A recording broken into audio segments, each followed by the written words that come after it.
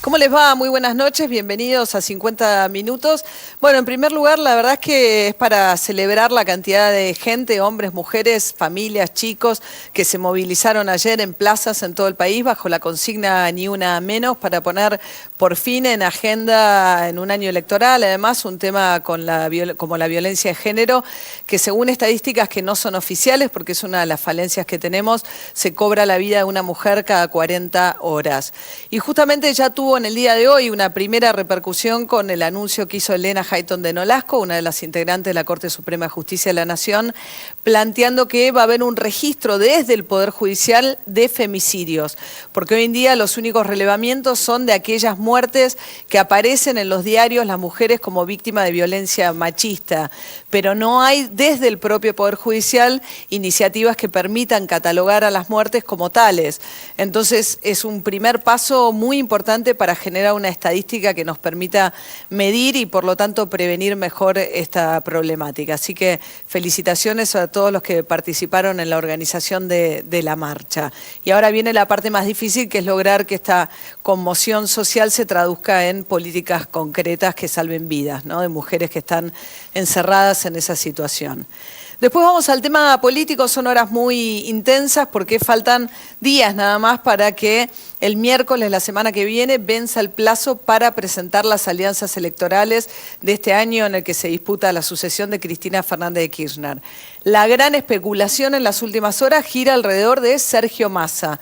¿Qué va a hacer Sergio Massa con el capital político que se le va escurriendo a las manos a medida que pierde dirigentes políticos? Y la gran pregunta hoy, esta mañana, Malena Galmarini dijo, su mujer, dijo, no estamos por un puesto, dando a entender que podría llegar a declinar una candidatura presidencial.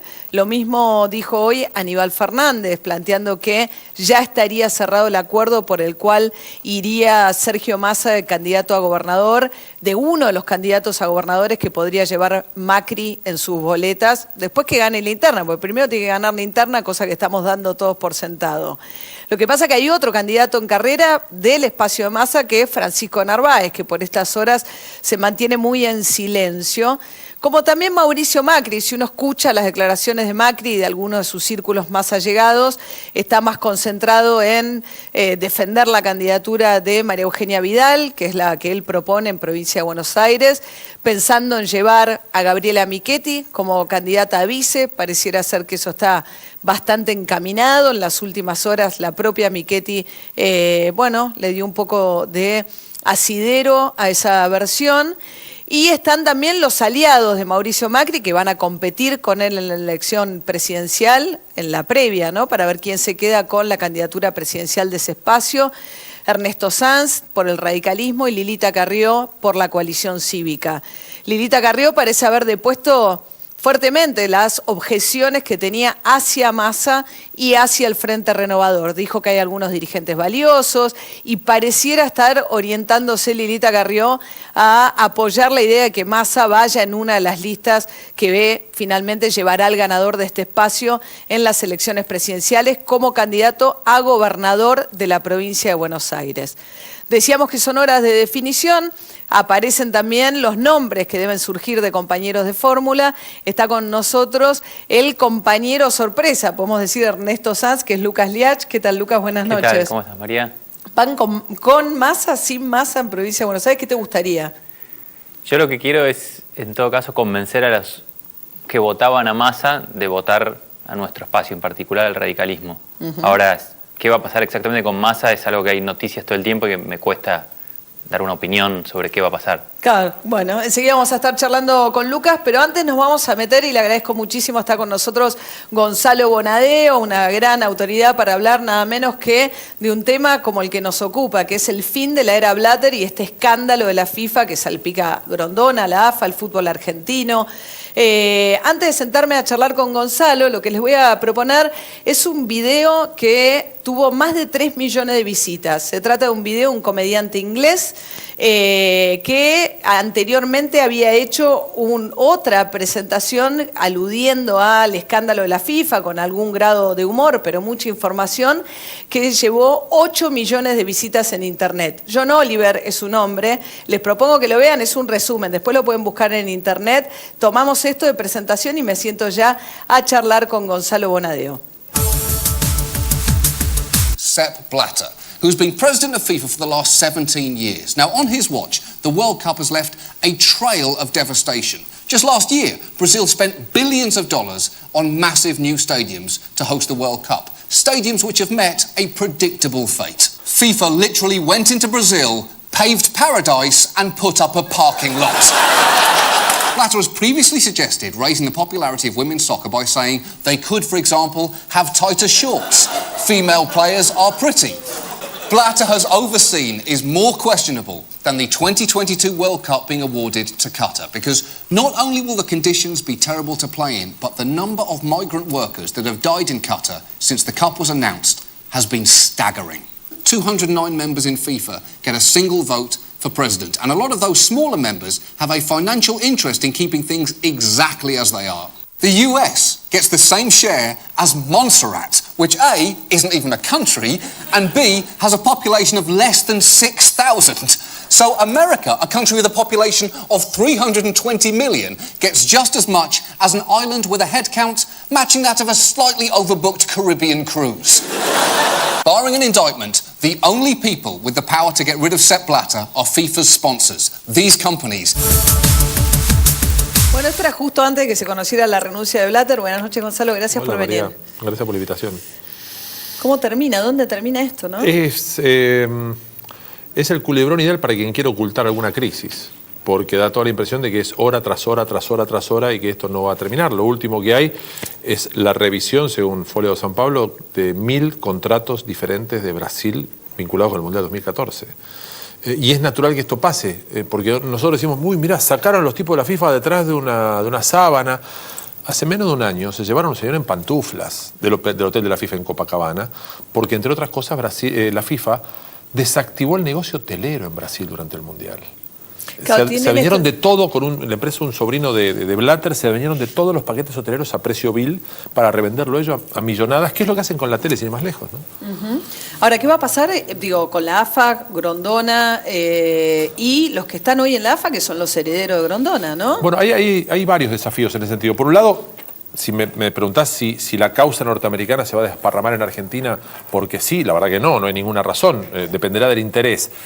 Me llama la atención que todavía no haya habido nada referido a las Copas Américas anteriores a la del 2015, que es la del conflicto. 2015, 2015, el 2023, 4 Copas Américas. Explota porque la del 2016 estaba asignada a Estados Unidos. Son básicamente por eso, más allá de la presencia de algunos empresarios con cuentas en Estados Unidos. Entonces, ahí les llama la atención esto. Yo creo que si van un poquito para atrás van a encontrar situaciones muy similares a las actuales en la mayoría de las Copas Américas jugadas antes, incluida la de Argentina 2011. Porque los procedimientos de la televisión fueron los mismos. Pagar coimas por los derechos de televisación. No quiero ser tan drástico porque te dirán, no. Bueno, simplemente contratación directa. No hubo competencia, no hubo forma de ofertar desde otro lugar. Cuando vos ves un solo jugador en un escenario de tanta oferta como es el del fútbol, sin ir más lejos, María, en Brasil, durante el Mundial, 5 cadenas entre aire y cable brasileñas transmitían el Mundial al mismo tiempo. Y todas tenían su negocio. Ajá. Esto no pasa en el resto de Latinoamérica.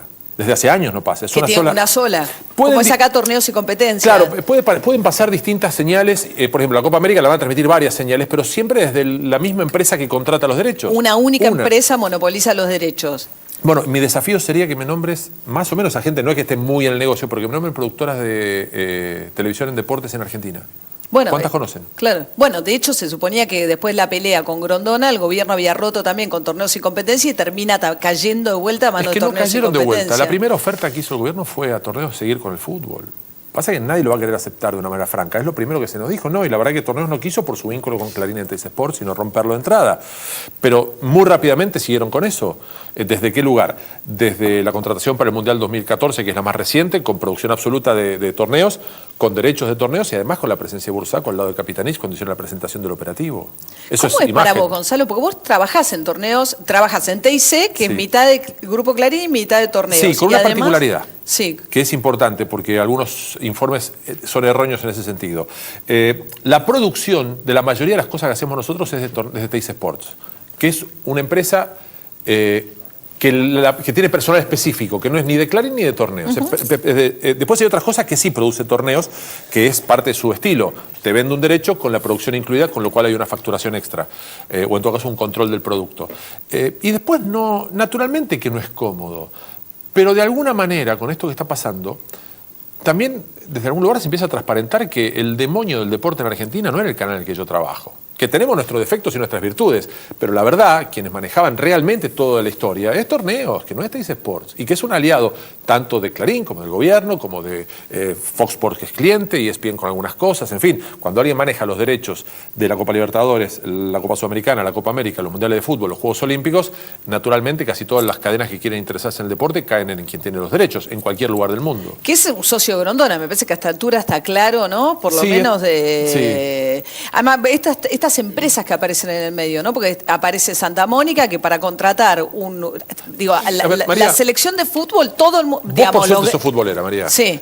¿Vos te imaginás que Brasil, para vender al seleccionado que tenía a Pelé, necesitara de nosotros para comercializarlo? Por eso. No existe eso. Bueno, vos tenés a Messi. ¿Qué le tengo que dar yo a cualquier otro? Me lo quedo todo para yo el negocio. Contratas un gerente de marketing que se sienta y afirma el contrato. Pero acá vos, para tener un negocio... Un telefonista necesitas. Una recepcionista que atienda los llamados de los tipos que piden, por favor, tráeme a Messi. Pero digo, alguien que te arme el contrato. Lo que digo es que acá se llevaba, Santa Mónica se lleva de todos los negocios el 25%. Vos preguntás, ¿de quién es Santa Mónica? Mira, yo no quiero decir puntualmente cifras. A mí me dijo un directivo del fútbol, me dijo que eran 25%. No, a mí lo que me dijeron es que la AFA se queda con el 20% de todo el negocio. Más allá de lo que se lleve Santa Mónica.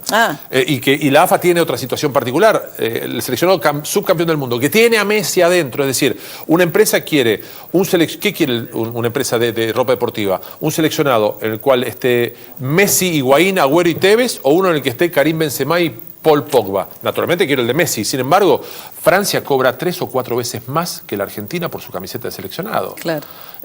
Igualmente, dirigentes en off te dicen, no, pero Argentina además no tiene contrato visible. ¿Cómo no tiene contrato visible? Entonces, yo pregunto... pero acá aparecen todos los negocios de Grondona. Para los derechos de fútbol cobraba Coima, para la agencia de viajes que tenía que comprar, el tema de los que venden. Todo. Pero eso permanece intocado por ahora. Pero es como decir que el torneo de 30 equipos era de Grondona. Si los equipos de fútbol no querían jugar el torneo no se hacía. Entonces, pero lo que describe Chuck Blazer y todos arrepentidos es un esquema en el que todos cobraban. Incluso Chuck Blazer en un momento dice, cobraba él por los mundiales en Marruecos, que nunca se hicieron en Marruecos. Entonces después cobrabas del que ganaba y del que perdía la apuesta. Todos se llevaban un palo. Eso pasó mucho tiempo en el Comité Olímpico Internacional también, hasta que tuvieron un corte de cuajo a mediados del siglo actual. 2002, el no más plata a cambio de la sede. No, ¿sabes lo que hicieron? Sí, aparte de sancionar, más allá de la hipocresía, lo que hicieron fue reducir los países que se postulaban, ser más cuidadosos con el tipo de prebendo, de regalo, o inclusive con la cantidad de veces que los candidatos, los votantes iban a las ciudades. Sí. Entonces lo cortaron de cuajo. Ahora, primero, esto no es un procedimiento nuevo. Quien crea que empezó con la Copa América 2015... No, Chuck Blazer dice que desde el 92 empezaron a pagar. Digamos que él por lo menos tiene evidencia desde el 92 pagando coimas para cada una de las adjudicaciones de sede que se hacían. Totalmente. Y ahora, de derechos. Mi pregunta es, el desafío, entiendo, al futuro es, los que se vayan de las confederaciones porque están sancionados, de las empresas, van a dejar lugares disponibles. Los que vayan a ocupar esos lugares, ¿qué quieren hacer con eso? ¿Adueñarse de lo que ya había, manteniendo el statu quo, o modificarlo de verdad? Ahora, la Argentina quedó raro, ¿no? Porque primero dijo que iba a votar, votó en contra de Blatter, digamos, murió Grondonas. Nadie explicó bien por qué había que votar de golpe, distinto. Sin embargo, la autonomía de Segura es la misma que tenía Grondona, que ese es otro tema. ¿Por qué yo tengo que imaginar que automáticamente hoy la AFA va a estar mejor que hace un año? Si los dirigentes en su gran mayoría son los mismos que legitimaron todo lo de Grondona. Sí. Entonces, ¿qué son? ¿Antes o ahora? ¿Cuál es tu pensamiento? Antes decías que sí todo lo que decía Grondona y ahora decís que no. No, me parece que son todos parte de un mismo sistema que está corrupto y que todos se llevan una tajada y que el principal perjudicado es la selección, los futbolistas, la infraestructura. Sí, ¿y sabes qué pasa, María? Ni la plata de los clubes ni la plata de la AFA es de nadie. Sí. sobre todo no es de ellos. Sí. Entonces se cuida mucho menos que lo propio. Cuando en realidad debería ser al revés. Es algo que Bueno, yo pero discuto- no rinden cuentas también. Toda la estructura de, Sí. de la FIFA, Sí. ¿no? Supuestamente es una ONG con sede en Suiza. Sí, que pero- tiene distintas Sí. ¿no? Organizaciones Sí, sí, sí, sí, regionales. La sí. nuestra, de la Conmebol, ¿no? Sí, Del sí, sur. sí. Ahora, el planteo que hacían los ingleses, que en esto llevan años denunciando corrupción en la FIFA y un montón de periodistas ingleses especializados en esto. Y el planteo al final del video que veíamos es, mientras cada país tenga un voto y valgan todos iguales, va a ser un sistema eternamente corrupto. Que es lo que le atribuyen a Grondona la genialidad de haberle Sí. dicho a Blatter, olvídate de Es Europa, lo mismo que comprate hizo a los lo mismo que hizo en asiáticos y a Argentina. los... Lo mismo que hizo en Argentina. Si los votos valen todos uno, bueno, entonces ya me da lo mismo River Boca que cualquier otro equipo. Ahora, un par de cosas. No es casual que esto haya aparecido ahora, desde donde aparece cuando el Mundial 98 lo pierde, el Mundial 2018 lo pierde Inglaterra con Rusia y el 2022 lo pierde Estados Unidos con Qatar. Bueno, eso Punto también es lo que dice Putin. Dice, No minimiza la denuncia, Sí. pero por algo está el gatillo, eso es lo que hace disparar. Y de otro lado, algo que es quizás un poco sutil, pero que no tiene que ver... Había otra FIFA antes que esto. Antes que surgiera el poder político de la mano de Centroamérica, Sudamérica, Asia y África, existía la FIFA de Europa. Y la FIFA de Europa hacía que los mundiales, por ejemplo, en el 58, sobre 16 plazas, 12 fueran para Europa. ¿Y sabés cuántas había del Reino Unido? Inglaterra, Escocia, Gales, Irlanda del Norte. Jugaron tantos de las Islas Británicas como sudamericanos o centroamericanos. 8 años después, Mundial 66. Argentina juega contra Inglaterra, el árbitro es un alemán. El cruce Alemania-Uruguay lo dirige un inglés. Y hubo un escándalo. Es decir, tampoco era que el fútbol estaba del todo bien. Ocurre que aquí ya no estamos hablando del juego, estamos hablando básicamente de una estafa gigantesca. E insisto, del desafío de saber si los que van a llegar quieren llegar para bajar el nivel de corrupción o para decir, ahora es el tiempo de llevarme la mía, Claro. en gran escala. Sí, bueno, un poco el planteo de Europa, pareciera ser de la mano de Inglaterra, plantear, bueno, que de alguna manera Europa tenga un poder más importante que Claro. el que tiene en esta FIFA donde cada uno tiene un voto. Es cierto, lo que pasa es que tenés que, por un lado vas a calificar votos, por otro lado vas a entrar a la dinámica que tienen otras federaciones. El rugby, sin ir más lejos, tiene 8 países directamente participantes con voz y voto eternos, que son las 5 naciones: Inglaterra, Francia, Gales, Escocia, Irlanda, Sudáfrica, Australia y Nueva Zelanda, y después los demás son relativamente periféricos, Claro. algunos que tienen voto como Argentina, Italia, Rumania, y otros que son totalmente periféricos. Bueno, ese podría ser un esquema, pero sobre todo a mí me importa el esquema deportivo en este caso, para Sí. resolverlo. Porque estaba el tema de decir, sin Grondona perdemos la 4ª plaza, la 5ª plaza Sí, para Sudamérica. de Sudamérica. A ver, y te discuten, dice, bueno, pero Sudamérica se lleva la mitad de los países. Bueno, muchachos, son 10 países de los cuales 3 países se llevó la mayoría de los títulos en campeonatos mundiales. Sí. Entonces hay una lógica de que no sea lo mismo Colombia que Vanuatu o Nueva Caledonia. Sí. Ahí solamente la política puede desvirtuar el tema de las presencias en campeonatos del mundo. Esto es otra discusión y entiendo que se discute muy poco vinculado con el deporte. Básicamente estamos hablando de mucha plata, de mucho dinero y ¿sabes qué, María? ¿Qué? Que si siguen apareciendo noticias, vamos a encontrar que hay cada vez menos gente potable en condiciones de reformar esto. Sí. Ahora, ¿qué va a pasar con el Mundial de Rusia? Porque Putin Bueno. lo que está diciendo esto, porque todo esto además hay geopolítica, pelea Sí. entre Estados Unidos y Rusia, quién se cree Estados Unidos para aplicarle la justicia a todo el mundo, no tiene derecho a pedir ciudadanos extranjeros, y Putin diciendo todo esto es una gran conspiración para sacarme el Mundial de Rusia. Explícame en qué lugar de todo este escenario también incluimos la confesión de los irlandeses de que aceptaron 5 millones de euros para no ir a juicio por la mano de Enrique, los dejó afuera de un mundial, de una Copa de Europa. Bueno, pero eso para mí, que es lo que apareció hoy, Sí. le da una vuelta más que es gravísima, que es Sí. lo que muestra que no solamente era corrupta la elección de la sede y todo lo El demás, juego en sino sí. que en el juego en sí mismo. Bueno, Argentina que- no reclamó nunca cuando Maradona lo suspende en el 94, la contraprueba decía Maradona, y los dopings, los antidopings no tienen nombre y apellido, tienen números. En cualquier momento el 6-0 a Perú del Mundial 78 Imagínate. aparece si seguimos Pero, para atrás, ¿no? Claro, pero María, respecto del tema puntual de lo de Rusia, ahí está la otra llave del asunto. Si Suiza avanza en la investigación de Rusia y Qatar, bueno, no fueron 14 flacos atorrantes, ahí hubo cientos de votos. Cientos de votos. ¿Y que no hubo ningún voto europeo por Rusia? Ajá. Entonces, Bueno, no- lo de Qatar es escandaloso, digo, porque jugar un mundial a 40 grados de temperatura ya de por sí y tener que modificar el calendario, Claro. que no lo puede jugar cuando lo juega siempre, más allá de todo lo que hablaba el comediante inglés con el tema del trabajo esclavo y demás, más que está prohibida la homosexualidad, digamos, uno puede meter cuestiones políticas, Sí. que la FIFA es gracioso porque dice, no, nosotros en cuestiones políticas no nos metemos, pero mirá cómo estaban. Mira, en abril del año pasado, el Ministerio de Economía y Finanzas de Qatar dijo que iba a reducir el presupuesto para el Mundial de Qatar, que aceptaban, en lugar de construir 12 estadios de movida, iban a construir 9 y 3 los iban a remodelar. Pero que entre esos estadios, más aeropuerto, red de trenes y de metro, hotelería, logística y demás, iban a gastar alrededor de 200.000 millones de dólares. Comparamos cuánto puede gastarse en un mundial en Qatar, 200.000 millones, y cuánto saldría a ser en Inglaterra o en Brasil. Obviamente van detrás del lugar donde puede haber plata para poder llevarse de todos los rincones. Poema. Ahora, estaba bien lo que decían también en Inglaterra, ¿no? El tema de los grandes sponsors, las empresas que acá se les juega la imagen, ¿no? Porque son los 4 o 5 grandes sponsors de la FIFA, también cómo quedan parados, ¿no? Los bancos por los cuales pasó la coima. Sí. Las empresas que son los grandes sponsors. De hecho, Nike está complicada en Brasil ahora con el tema del sponsoreo del equipo de Brasil, ¿no? Y ahora empieza como si nada, como fue la elección de Blatter, que ahora va a haber otra, la Copa América en Chile. Sí. Jerome Valcke, que es el secretario general de la presidencia de la FIFA, es el mismo cargo que usó Blatter antes de llegar a ser presidente. Valcke no solamente fue un rival directo como abogado de ISL, una empresa que quebró directamente y que manejaba los derechos de la FIFA hasta el 2002 y fue un desastre, sino que después pasó a ser contratado por la FIFA, pese a haber tenido situaciones hasta de extorsión con Blatter. Este tipo le hizo perder una fortuna a la FIFA en su primera gestión, que ¿sabés cuál fue? Negociar a espaldas de un contrato vigente con una tarjeta de crédito con otra tarjeta de crédito. Las empresas no saben cómo son estas cosas. Lo digo, pero desde este lugar, el cinismo de que si no te descubren está todo bien. El problema es que si te descubren me haces quedar mal. Bueno, pónganse en un lugar, decidan qué quieren hacer. Es como cuando un deportista como Tiger Woods le sacan el sponsoreo porque es sexópata. O sea, si es sexópata y no se entera nadie, está todo bien. ¿Qué tema, no? Ahora, porque por ahí hay que ver los jugadores, ¿no? Viene la Copa América, porque los que mueven el negocio finalmente son ellos, los Messi del fútbol. Esto se duerme.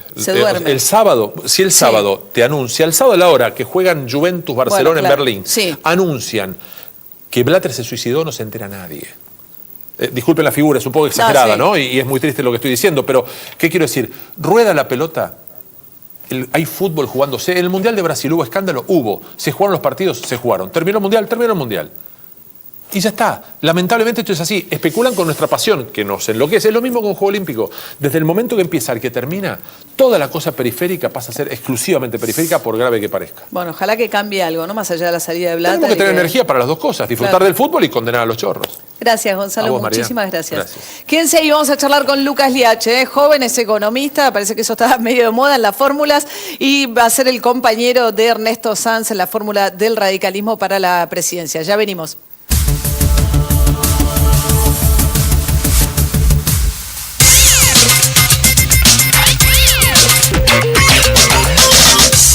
Seguimos siendo la empresa con la velocidad de Internet más rápida del país. Por segundo año consecutivo, Telecentro ha sido reconocido por Netflix como el proveedor de Internet más veloz de Argentina. Agradecemos a Netflix este reconocimiento y a nuestros clientes por seguir confiando en Telecentro.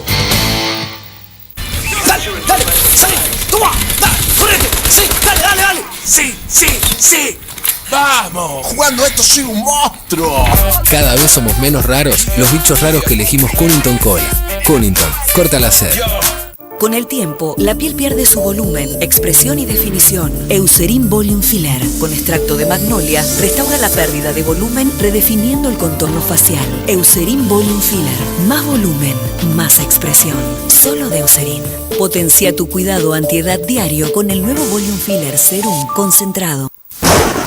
Nadie había logrado derrotar a las filtraciones hasta que llegó Tesutol Super Capa Poliuretánica, elástica, impenetrable. Nueva tecnología de poliuretano única en Argentina. Tesutol, la Super Capa Poliuretánica. Chicos, a desayunar. No más, después comemos algo en el cole. Otra vez sin desayunar. Mamita, pongámosle más dulzura, seguro desayunan. Las mañanitas felices serán y tus hijos desayunarán. Porque ahora van a tener Dulce Creme, es dulce y liviano también. Dulce Creme combina toda la liviandad de Casancreme con un toque de dulce de leche.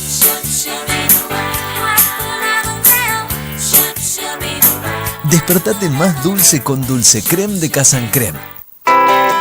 Del viernes al domingo en Disco, te devolvemos el 35% del valor en pesos check en quesos y fiambres de venta al peso. Todo perfumería y limpieza, cortes de ternera, pollos especiales y presas, galletitas, café, yerba, aderezos, yogures y postres lácteos. Pagando con tarjetas Cencosud, te devolvemos el 50%. Disco, ¿qué necesitas? Ellos ya saben que después del cumpleaños van a tener que ordenar la casa. Lo que no saben es qué tienen que hacer con los envases de plástico.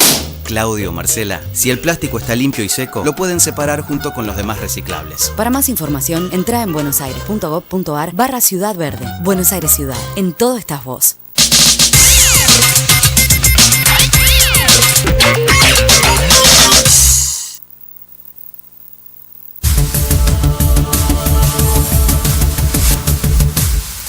Bueno, seguimos a charlar con Lucas Liach, el primero de los candidatos a vicepresidentes que fueron anunciados por parte de Ernesto Sanz, en este caso, que es quien lo eligió.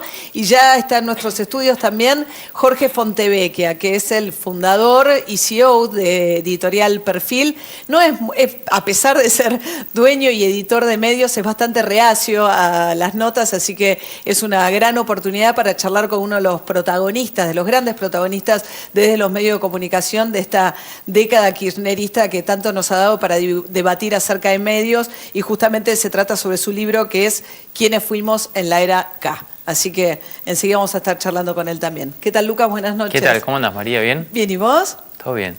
Es un perfil, parece que están yo decía economista, la fórmula es economista joven, por Martín Lustó, Kicillof, sí. Aparece como todo un protagonismo de economistas de los 40 y pico. Sí, es verdad. Supongo que tiene que ver en parte por el protagonismo que tiene la economía en Argentina, y después, bueno, que se ve que es gente que, o somos personas que, por ahí, en parte por participar de la docencia en muchos casos, una cierta capacidad para comunicar, que me imagino que es importante para la política. Creo que esa combinación explica un poco la presencia de los economistas, ¿no? ¿Qué edad tenés? ¿40? 41. 41. Sí. ¿Te esperabas la oferta de Ernesto Sanz? No, para nada. No, la verdad que no. ¿Lo conocías? Sí, lo conocía bastante. Y viste esa persona con la que conectás rápido. Ajá. Es como medio parecido a una novia, en un sentido que sí, hay una cosa de admiración y de compartir valores, y nos entendemos muy bien, la verdad. Pero dicho eso, no me esperaba para nada que me ofreciera. Pero no tenés tradición de radicalismo, digamos. No, sabes que en mi casa no, mi viejo era más bien de la juventud peronista, y yo sí he votado, digamos, al radicalismo o fuerzas afines en general, pero por una cuestión de en cada elección elegir lo que más me parecía. Soy un independiente, digamos, con los valores del radicalismo. ¿Militaste en centro de estudiantes? Nada, o sea que es tu primera experiencia en la política electoral. Mis primeras 85 horas en la política. ¿Y? No, súper entusiasmado. La verdad que, digamos, yo cuando le acepté, le dije dos cosas. Una era vamos por el maracanazo contra los de camiseta amarilla. Contra el PRO. Claro. Y la otra, condiciones, cosas que sabía que él estaba de acuerdo, ¿no? Y la otra es una campaña muy basada en propuestas, pensando en propuestas de gobierno, porque la verdad que hay un espacio vacante ahí. Lo que vemos es una campaña, por esto es normal, pero creo que se está dando un poco más en la Argentina que lo que es habitual, que es muy de caras y tratar de no decir nada y no equivocarse, y nosotros queremos contar cosas, contar lo que queremos hacer. E incluso te digo, para atraer a muchos argentinos. Nosotros no pensamos en nuestra participación en esta PASO como hay un electorado y hay que competir con Macri por ese electorado, sino hacer una propuesta a la que puedan traer muchos argentinos. Creo que hay una cantidad muy grande de argentinos que es un electorado independiente que define las elecciones. Que es la diferencia entre el 55 que sacó Cristina y el 30 que sacó Insaurralde en la provincia, suponete. Toda esa gente que por ahí pensaba votar a Massa, ahora no sabemos qué pasa con Massa, yo creo que es gente que está dispuesta a escuchar, y nosotros vamos a tratar de hablarles. No está fácil la campaña para Sanz, digamos, tiene alto nivel de desconocimiento, le está costando incluso al votante radical que no está de acuerdo con esta alianza de Macri, tienen una fuga importante hacia Margarita Stolbizer, daría la sensación de que no es tampoco un candidato atractivo a todo el radicalismo, y que incluso hay votante radical que se va con Macri. Bueno, creo que hay un tema que es que nosotros los que estamos en estos temas pensamos que la gente está pensando en las elecciones ya mismo. La verdad que la gente común, las personas de a pie, no están pensando en las elecciones. Y además hay un tema importante que va a ser la primera PASO presidencial competitiva. Entonces creo que hay mucho de entender de qué se trata esto de las PASO, entender que no es que Sanz o Carrió se fueron con Macri. Decidieron competir en una PASO para que la gente elija y que para el que gane esa PASO represente a los que más quieren cambiar la Argentina. Entonces, cuando la gente entienda eso, creo que puede pasar cualquier cosa. Desde el punto de vista de la economía, digamos, que es un poco el fuerte, vos sos economista, historiador, trabajás en la Universidad de Itela, en el Departamento de Historia de la Universidad de Itela. Donde también estás vos, ¿no? Bueno, no, claro, bueno, das clases. doy una clase ahí, pero con relación a las propuestas que escuchás de los economistas de Macri, ¿vos te sentís cómodo, sentís diferencias? Bueno, primero que tampoco dicen, la única vez que dijeron algo, después no se sabe si... Que vamos a terminar con el cepo el 11 de diciembre, claro, la de Macri. Sí, pero te diría en general la idea de un ordenamiento macroeconómico bastante rápido, o sea, de lo que se llama la macroeconomía, o sea, la inflación, que haya un solo tipo de cambio en la Argentina, arreglar el INDEC. En todas esas cuestiones hay mucho acuerdo, te diría, con la gente del PRO. De repente nosotros tenemos, no te voy a decir que esto es una diferencia porque yo no sé exactamente qué piensa el PRO en todo esto, tenemos toda una agenda de igualar a los argentinos, para la que tenemos propuestas muy concretas. Básicamente creemos que es un crimen en la Argentina esta división que hay entre gente con un trabajo en blanco y gente con un trabajo en negro. Y que lo que ha hecho el kirchnerismo y lo que uno ve es que, bueno, eso lo arreglará el derrame. Incluso el kirchnerismo, al fondo, no tiene políticas muy activas para decir, bueno, ¿cómo incorporamos a esta gente? Nosotros, bueno, estamos proponiendo distintos tipos de cosas que las vamos a ir dando a conocer de a poco, pero esencialmente, te digo, es contratar a un informal no puede costarle a una empresa, en términos de impuestos, lo mismo que contratar a un tipo que tiene un historial o una persona que tiene un historial de trabajo en blanco. Entonces creemos que hay que premiar al que contrata a un informal o un desempleado. Y con Kicillof, ¿cómo evalúas la gestión de Kicillof? Kicillof hoy decía, bueno, empieza a dar muchas señales de que eventualmente en un gobierno de Scioli o de Randazzo se quedaría, sería compañero de fórmula. ¿Qué te parecieron este tiempo de Kicillof al frente del Ministerio de Economía? No, es muy mala, pero es tan mala como lo que venía siendo antes el kirchnerismo. Es decir, si agarrás por lo menos la última presidencia de Cristina, no hay crecimiento, la inflación sigue siendo más o menos la misma, tenemos los mismos problemas de restricciones, caen las exportaciones, cae el empleo en blanco. Es decir, no hay nada bueno que esté pasando en la economía. Quizás, como Argentina es un país que ha tenido crisis, se valora, bueno, no terminamos en un incendio. A mí me parece que podemos aspirar a muchísimo más que eso. Y aparte es mirar a los vecinos. O sea, y eso es... ¿A los vecinos les va tanto mejor? Les va mucho mejor, sí. Digo, al vecino que le va mal en este momento, que por ahí Jorge te puede hablar, que Brasil, o sea, que no le va tan bien, pero por lo menos no tiene una cuestión de inflación, no tienen restricciones cambiarias, es una economía más estable. Pero es el vecino que le va mal. Después tenés Perú, Chile, que le va mucho mejor que lo que le ha ido a Argentina, ¿no? Entonces, podemos hacer eso, ¿no? No somos tan malos. Y en el tema del desendeudamiento, ¿cuál es tu posición? ¿Que dejan realmente un país más desendeudado? ¿No hay todo un debate acerca de qué herencia tiene el kirchnerismo con relación a los niveles de deuda que va a recibir el próximo gobierno? Sí, la verdad que eso es bueno, no tener los niveles de deuda que Argentina tuvo en otro momento. Y hay una ventaja, que es que, digamos, este desendeudamiento en gran parte fue en contra de la propia voluntad, porque no le prestaban, en parte por los problemas judiciales, en parte por manipular el INDEC y el efecto que tuvo eso sobre los bonos. Pero digo, la ventaja es que un gobierno confiable rápidamente tendría no solo acceso al financiamiento ese gobierno, sino los argentinos entre nosotros nos prestaríamos a tasas mucho más bajas. Arreglando los problemas con el INDEC y todo el tema cambiario, esta ridiculez de que si a Jorge le quiero comprar $1 con pesos no me dejan, es ilegal. Eso obviamente es un obstáculo terrible para la inversión en la Argentina. No poder tus dólares convertirlos a pesos legalmente, una cosa incomprensible. Bueno, Lucas Leal, te sacaron algunas de tus rarezas desde que te eligieron, desde la dieta paleolítica hasta correr sin zapatillas y finalmente tweets, pues sos un gran tuitero, entre los cuales se encontraron una declaración de que los radicales son todos tibios. No sé si decía todos tibios, ¿qué decía? Pero sí tibios decía. Pero si ese es mi peor tuit, me parece bastante... No tan malo como, digo, yo en Twitter, digamos, es un mundo donde uno se critica todo el tiempo y se chicanea todo el tiempo y en algún momento habré dicho eso. Te puedo decir lo que pienso. Lo que pienso es que el radicalismo tiene algo que ha sido bastante constante en su historia, o muy constante, y que otros partidos no pueden decir lo mismo, que es el tema del respeto a las instituciones, a la democracia, y que eso es muy importante para la Argentina que viene. La verdad que es el principio fundamental con el que el radicalismo ha decidido esta coalición, que pasemos a un sistema de división de los poderes, respeto de las libertades individuales y con eso me siento muy identificado. Bueno, sí, es un tema el tema de los twitters, de los tweets, Sí, ¿no? bueno, Los twitters. pero me Twitter, pareció mi historial bastante razonable. Me buscaron todas cosas contra Sanz y era Contra Sanz no había. sancismo de la primera hora. Bueno, gracias Lucas Liachi, seguro que vas a compartir conmigo también un saludo a la familia de Tomás Bulat, porque hablando de economistas que hicieron mucho por divulgar la economía y demás, hoy justamente pusieron una cátedra en la Facultad de Economía un gran amigo, a nombre de Tomás, ¿no? La verdad que sí. Así que un gran cariño para su familia y nos alegra el reconocimiento que le hicieron hoy en la Facultad de Economía. Bueno, Gracias Lucas. María. Bueno, y ya venimos, nos sentamos a charlar con Jorge Fontevecchia de Editorial Perfil sobre medios, la era acá, gobiernos, candidatos, tantas cosas. Ya volvemos.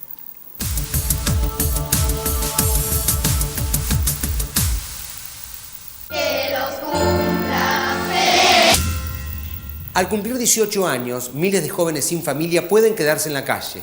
Sumate a Doncel y ayudarlos a tener un futuro, porque crecer no tiene que ser una amenaza. Hay algo que con los años me quedó claro. Para llegar lejos necesitas la tranquilidad de tener todo asegurado y yo activo esa tranquilidad con Provincia Seguros. Hacé como Marcelo y confía en Provincia Seguros. Provincia Seguros, una empresa del Grupo Provincia. Gobernación Daniel Scioli.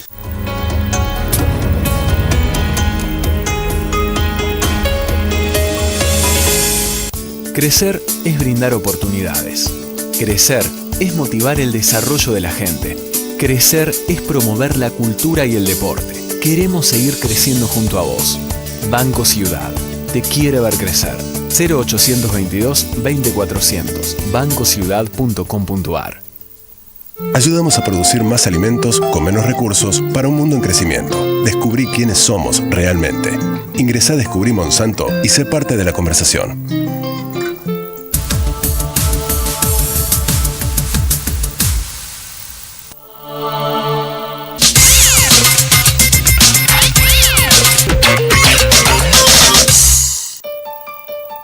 Tener principios. Tal vez te parezca de otro tiempo, pero nunca los necesitamos tanto. Ahí afuera hay muchos que todavía los tienen. Son los que hacen, los que arriesgan, son los que dicen la verdad. Son los que se sienten incómodos en la comodidad. Los que hacen las cosas porque las sienten y no porque les pagan por hacerlas. Los que están dispuestos a dedicar toda su vida a salvar la de otros. Son los que piensan que si hoy es imposible, mañana puede ser posible. Son muchos, mañana pueden ser más. Trapiche Reserva. Tener principios. Tener un fin. Fascinante. Pura energía. Pura cultura tradicional china. Shenyu presenta El Rey Mono. Del 4 al 14 de junio, Teatro Ópera. Antes, las personas se sacrificaban para tener sus pisos impecables. Había que limpiarlos, lustrarlos, perfumarlos. Horas y horas dedicadas a una misma tarea: limpiar. Hasta que un día todo cambió. Porque el nuevo Blem 3 en 1 limpia, da brillo y perfuma en un solo paso. Nuevo Blem 3 en 1. Ninguna espalda volverá a sufrir. Los hombres más fuertes son los que cuidan.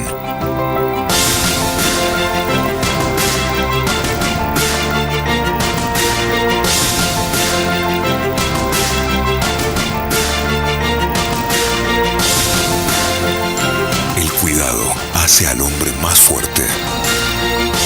Dove Men Care. Celebración de Corpus Christi. Sábado 6 de junio, 15 horas. Catedral Metropolitana.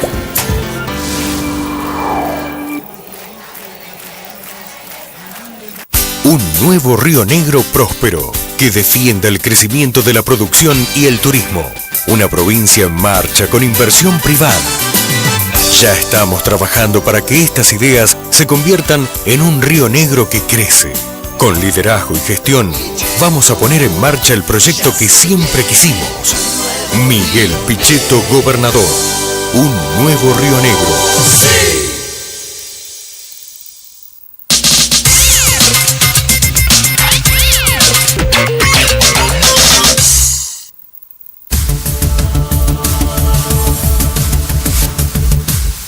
Bueno, estamos con Jorge Fontevecchia, él es creador de... No, Editorial Perfil en realidad empieza en una sociedad con mi papá, pero claro. mi papá tiene un taller gráfico desde antes, Ajá. que lo había fundado mucho antes. Y bueno, CEO de esta editorial que tiene una gran cantidad de publicaciones, el diario Perfil entre otros, la Así revista es. Noticias, Caras y tantas Así es. otras, Fortuna y demás, ¿no? ¿Cómo es hoy tener un negocio periodístico en la Argentina, Jorge? No, muy difícil, en todas partes del mundo, no es solo en la Argentina, o sea, los medios están atravesando una revolución, que nadie sabe hacia dónde va. Así que bueno, te tiene que gustar mucho. Ajá. Bueno, parte de este libro que escribió que se llama ¿Quiénes fuimos en la era K? Políticos, jueces, empresarios, periodistas y sociedad, tiene un larguísimo capítulo acerca en el medio de los medios de comunicación. Está escrito de manera muy ágil, son párrafos de reflexiones profundas, sueltas, ¿no? Pero tiene como un gran pantallazo de temas a lo largo de todos estos años y algunos personajes, y hay un gran desarrollo del tema de los medios, ¿no? Así es. Y vos un poco decís que los medios que cambiaron de dueños a lo largo de esta década son los que están más claramente alineados con el kirchnerismo. Bueno, sí, hablábamos hace un ratito lo de Cerro Dragón y lo de Cristóbal López. Yo encuentro que veis que compran medios con el único objetivo de utilizarlos para otros fines, ¿no? Que se compran medios no como que el fin no es el negocio El fin no es el medio en periodístico. sí mismo, ¿no? Sino Ajá. utilizarlos para otros fines. Y esto es, se ve en el ingreso de Cristóbal López en los medios de claro, comunicación. Cristóbal López es el caso más paradigmático, ¿no? Pero antes tenías a Moneta, ¿te acordás? Haciendo lo Sí, mismo. claro, Moneta, en la época de Menem, ¿no? En la época de Menem. Ajá. Ahora, vos contás un poco, en algún momento, digamos, Perfil tuvo gruesos enfrentamientos con el Grupo Clarín en su momento, por papel prensa y una cantidad de situaciones en las cuales vos hablás de posición dominante Clarín en muchos sectores, de la necesidad de una ley de medios que acotara esto, pero planteás que de alguna manera todo esto quedó tergiversado o mal logrado con la ley de medios que se sancionó. Sí, Clarín no es lo mismo que Cristóbal López, ¿no? Pero a Clarín la posición dominante es diferente. O sea, vos podés tener una posición dominante y eso no se resuelve con una ley de medios, sino con una ley anticompetencia. Ajá. Que creo que es lo que se debió haber aplicado, como se hace en Estados Unidos. Una ley de competencia que limite la participación que limite del la mercado. participación del mercado y limite la posición dominante, claro. Ajá. Y en lugar de eso, digamos, esta ley, vos incluso planteás, bueno, ¿qué va a pasar en el próximo gobierno con la aplicación de esta ley de medios? Yo supongo que la van a cambiar, supongo que va a haber otra ley de medios. Ajá. Que incluya la telefonía, que incluya internet. Uh-huh. ¿Por qué? Decís que nació vieja esta ley de medios. Sí, nació vieja, pero bueno, no soluciona el problema de fondo que es la posición dominante. Y la posición dominante se tiene que solucionar con una ley de anticompetencia. ¿Qué es la participación en el mercado? En este caso, ¿en qué sería, digamos? Perdón, una ley de antimonopolio, es decir, que Sí. genere la competencia, como hay en Estados Unidos. Vos fíjate que no aprobaron la fusión de cable en Estados Unidos recientemente. No hacía falta ley de medios para eso. Uh-huh. Cuando sí se había aprobado en la época de Néstor Kirchner, En la Argentina digamos. sí, yo me estoy refiriendo al caso de Sí, Estados sí, sí, Unidos, sí, que no sí. se aprobó la recién fusión de cables de Time con otra compañía. Vos contás un poco que siempre que un gobierno empieza hay como unos años de un cierto veranito y que muchos de los medios de comunicación, bueno, que el propio Clarín en los primeros años de Néstor Kirchner, tienen como unos años de... Los medios de comunicación, la salvo- justicia, Sí. los empresarios. Justicia, empresario y medios. Sí, y la sociedad en su conjunto, ¿no? Y que estos sectores tratan de congraciarse. O sea, es un tema social, no solamente los medios. ¿Y para los medios qué es? ¿Para no pelearse con sus audiencias en los momentos en Bueno, los en cuales... un punto sí, el parte de la independencia también es poder pelearte con tu audiencia, ¿no? Ese es otro de los elementos de la audiencia, que genera medios sensacionalistas en función de sus deseos. Ajá. Pero en el caso de la justicia también es congraciarse con el poder. En el caso de los empresarios lo mismo. ¿Y vos crees que esto, digamos, de cara al próximo gobierno, yo pensaba un poco qué tipo de trabajo o cuán exigentes son determinados medios de comunicación con los opositores o con los candidatos, con relación al trabajo periodístico que se hace con relación a Scioli, a Massa, a Macri? No voy a decir que se lo critica poco. Yo creo que sí. Yo tengo la misma visión que vos y creo que cuando venga el nuevo presidente se lo va a criticar menos todavía. Y que además cuando llegan muchas de las problemáticas, yo me acuerdo por ahí de haber hecho desde una revista la previa de la elección que gana finalmente Néstor Kirchner, el tema de los fondos en el exterior, el manejo de los medios de comunicación, muchas de esas cosas ya estaban presentes en la Santa Cruz de Kirchner, pero que sin embargo no fueron materia de debate durante la campaña electoral. Ni después, ni los primeros años. Yo te vaticino que los primeros años del próximo gobierno mucha prensa va a dedicarse a hacer periodismo de investigación del kirchnerismo, del pasado, ¿no? Del presente. pasado. exactamente. Y vos contás un caso, comparás, por ejemplo, el espacio que se le dio al vuelo privado que utilizó Axel Kicillof en un viaje a Australia, donde es que no había, digamos, que era muy difícil las conexiones de vuelo, etcétera, contra un viaje que hace Scioli a Miami con Karina Ravolini en un avión privado, planteando un poco que todos los medios fueron muchísimo más benévolos con Scioli que con Kicillof. No todos, pero... En este momento, así como fueron muy benévolos con el kirchnerismo en el comienzo. O sea, es una cuestión de poder. Al final son todos críticos, al principio son todos oficialistas. Todos me refiero como una generalización, no de muchos. ¿Y qué pasa con los medios kirchneristas nacidos al calor de la pauta oficial y los medios, digamos, que... Bueno, yo pienso que van a tener un serio problema y que muchos de ellos no van a poder encontrar viabilidad de subsistencia en el futuro, ¿no? Que obviamente va a depender, no va a ser lo mismo si gana Scioli que si gana Macri, pero en cualquiera de los casos me los imagino con mucha dificultad. La Argentina tiene 7 canales de noticias, Estados Unidos tiene 3, Alemania tiene 1, Brasil que hay tiene una 2, enorme cantidad de medios de comunicación en comparación con la cantidad de medios, exactamente, que de canales de noticias. Y que son un fenómeno construido en los últimos años al calor de esa publicidad oficial. También los diarios, ¿no? Muchos de los países, Estados Unidos, Europa, los diarios han padecido todos estos años y estos años han surgido nuevos diarios. También tenés ¿no? razón, el tema de los diarios, vos ahí podrías decir que en América Latina o en países en vía de desarrollo, todavía Internet no tiene la fuerza que tienen los países desarrollados, entonces es un fenómeno lógico. Que los diarios no hayan sufrido tanto todavía. Pero los de los canales de noticias es increíble. O sea, 7 canales de noticias. Yo me acuerdo que entrevisté a Ted Turner hace unos años y cuando le dije que había 7 canales de noticias no lo podía creer. Me parecía absolutamente imposible. Claro, en términos normales es imposible. Claro. ¿Qué opinas del uso de la cadena nacional por parte de Cristina Fernández de Kirchner? Se ha debatido mucho por estos días. Dice el artículo de la nueva ley de medios que se tiene que usar en caso de trascendencia institucional. ¿Cuál es el criterio? Según Martín Sabatella, no importa, es discrecional la presidenta. No, pero bueno, lo que estamos viviendo en este último periodo es, a ver cómo decirlo, no es serio en ningún aspecto. Pero me parece que lo importante es aprender de eso hacia adelante, ¿no? O sea, ¿por qué llegamos acá y cómo llegamos acá, ¿no? Que yo creo que es parte de ese oficialismo inicial que permite todo al comienzo. Ahora, vos decías que en un momento decís que es el gobierno, no me acuerdo exactamente la expresión, pero como el peor gobierno hacia los medios de comunicación de la posdemocracia a la fecha, ¿incluido el de Menem? No, claro que es incluido el de Menem, sí. Menem intentó, pero no tuvo el nivel de eficacia que tuvo esta gente para destruir medios. Sí, es el peor sin duda. El peor sin duda. Con relación a Cristina Fernández de Kirchner, justamente con la marcha de Ni Una Menos, etcétera, muchos sectores del kirchnerismo plantearon que había sido una actitud misógina en la etapa de la revista Noticias, donde Cristina Fernández de Kirchner aparecía como masturbándose, o la última etapa en la que aparece muy avejentada. ¿Cuál es el límite, si es que hay alguno, con relación al tratamiento para la presidenta de la Nación en los medios? Ninguno, como tampoco lo hay para el Papa, no hay ningún límite, no debería haber ningún límite. Es más, Cristina Kirchner salió también crucificada. La cantidad de años que llevan en el gobierno, ¿cómo no se van a acumular 12 años, 8 años como presidente, 12 años en total en el poder? ¿Cómo se van a acumular distintas metáforas? Entonces Cristina Kirchner avejentada, no veo cuál es la falta de respeto. ¿Y con las cosas sexuales o la cosa de la mujer? No, bueno, hay una figura freudiana, un país freudiano que entiende que el goce no es genital. O sea, aquellos que entiendan que el goce es solamente genital o que el sexo es solamente genital, tienen una mirada bastante reducida del sexo.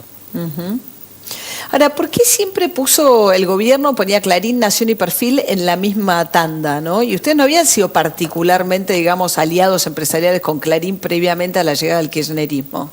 No, supongo que se refiere al periodismo profesional, al periodismo que está sustentado con recursos que no son del Estado. Entonces, es cierto que vos lo que decís, nosotros tenemos diferencias por momentos grandes, pero creo que la categorización tiene que ver por ser periodismo profesional versus periodismo militante, si vos querés. Vos habías sido muy crítico incluso en su momento de Papel Prensa y hay varias contratapas sobre este tema que has escrito planteando, y en el libro está tomado también, o recordás eso, del hecho que tuviesen cierto privilegio Clarín y Nación por ser socios con el Estado de la principal fábrica de papel, ¿no? Sí, pero bueno, el gobierno llega tarde, eso fue hace 40 años, o sea, hoy no tiene ninguna ventaja significativa. El papel importado sale exactamente igual que el papel nacional, tuvo una ventaja muy importante, La tiene, por ejemplo, si mañana hubiera una mega devaluación, la volvería a tener. La tuvo en el 2002, cuando es una relación de costos, hoy es una relación de costos internos, costos externos, claro, depende de la cotización del dólar. ¿Cuánto cuesta importar papel? Hoy. Hace 20 años había impuestos para la importación de papel. Entonces me da la sensación que el gobierno siempre hace diagnósticos equivocados. No, en ese punto no ha sido muy eficiente para atacar Clarín.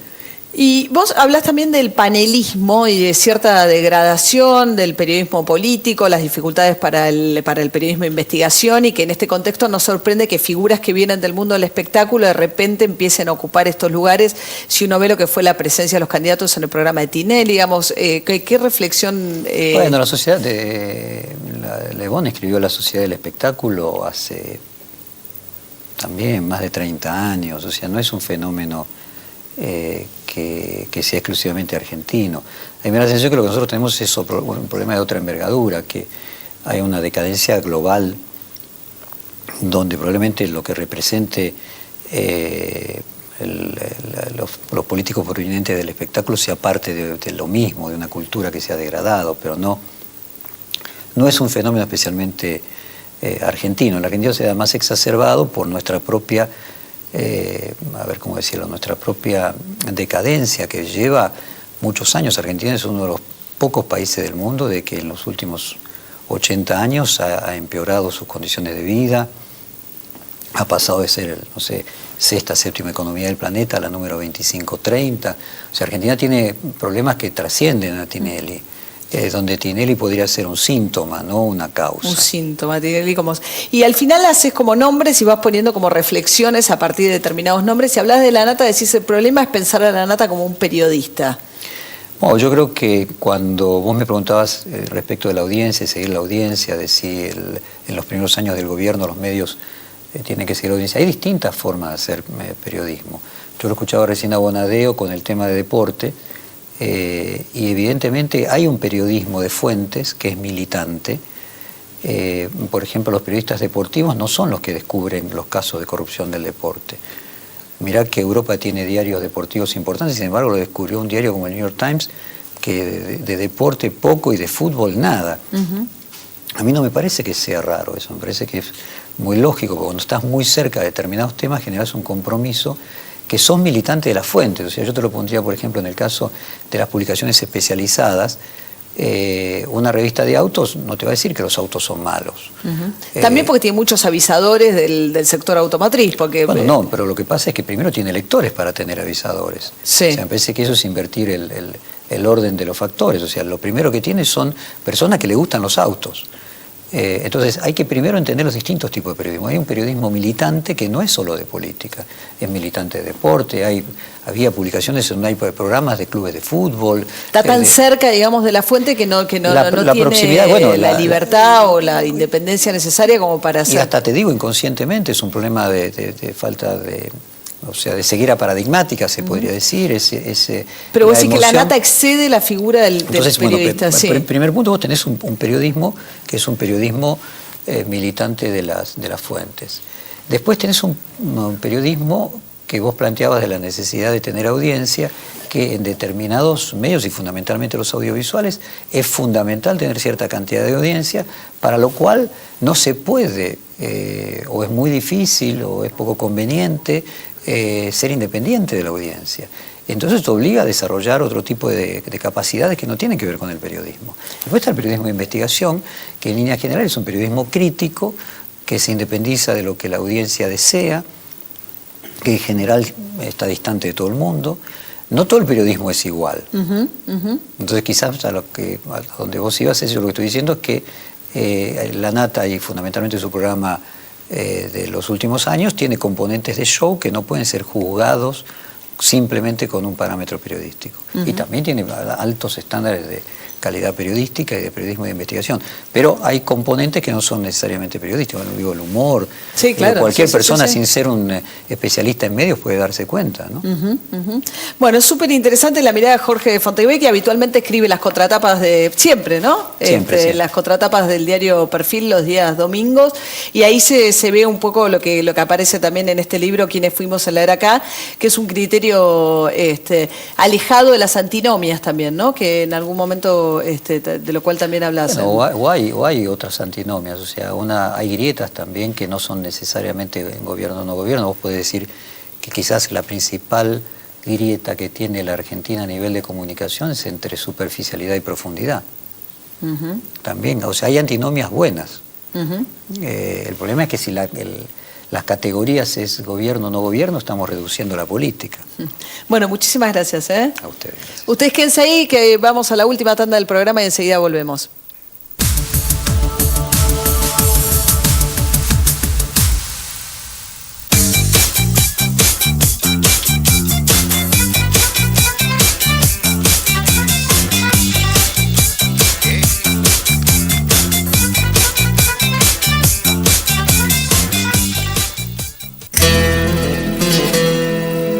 Pablo Picasso llega a San Martín. No te pierdas la muestra original de grabados de uno de los mejores artistas plásticos del mundo en el Museo Casa Carnacini, Pueyrredón 2720, Villa Ballester, hasta el 28 de junio. Busca los horarios y agenda de actividades en sanmartin.gov.ar o llama al 4847-5042. La entrada es libre y gratuita. Municipalidad de San Martín. Alquilar se puede. Ahora la ciudad te da la garantía y un préstamo inicial para que vos y miles de personas puedan elegir dónde vivir. Informate en www.buenosaires.gov.ar/alquilar se puede. Buenos Aires Ciudad, en todo estás vos. Nuestro desafío, ¿cuál fue? Acercar la salud a la gente y la gente a la salud. Por eso creamos UPA 24 horas. Buenos Aires, Gobernación Daniel Scioli.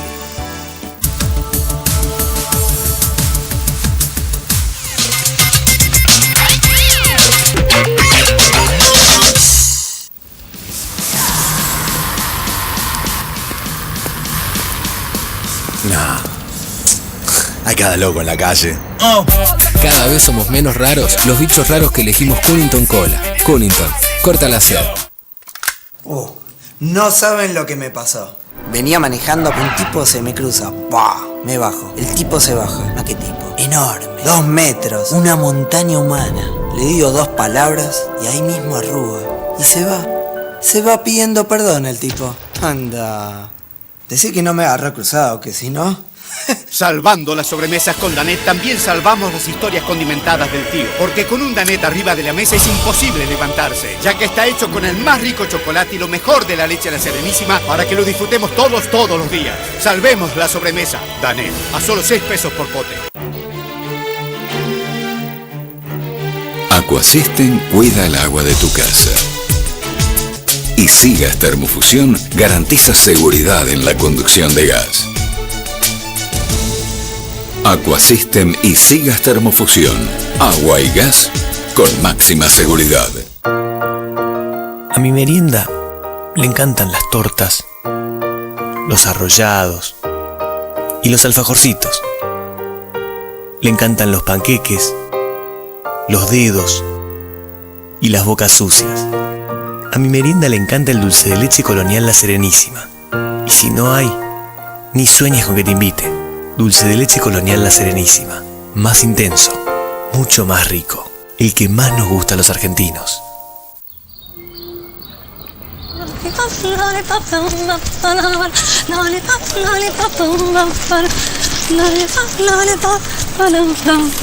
Y solamente tú, y tú, y tú, y nadie más que tú. Esas noches de calor, llenas de ansiedad.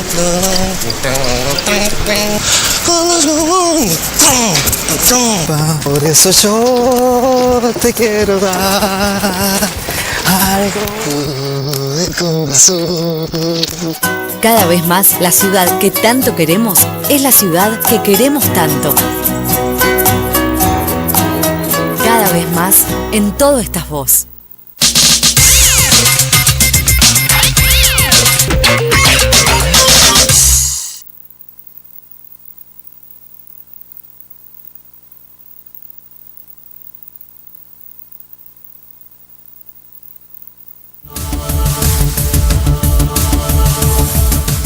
Bueno, el jueves que viene, cuando nos reencontremos, muchas de las incógnitas se habrán develado. El miércoles vence el plazo para presentar alianzas, así que ya entramos en una etapa decisiva de cómo se van a ir conformando alianzas y candidaturas de cara a las elecciones presidenciales de este año. Quédense ahí, que ya viene el timón de la economía con Willy Cohen y todos los economistas que participan del programa. Nosotros nos reencontramos el jueves que viene a las 10 de la noche aquí por Canal 26. Muy buenas noches. This is the end for what I'm seeing, what I'm hearing.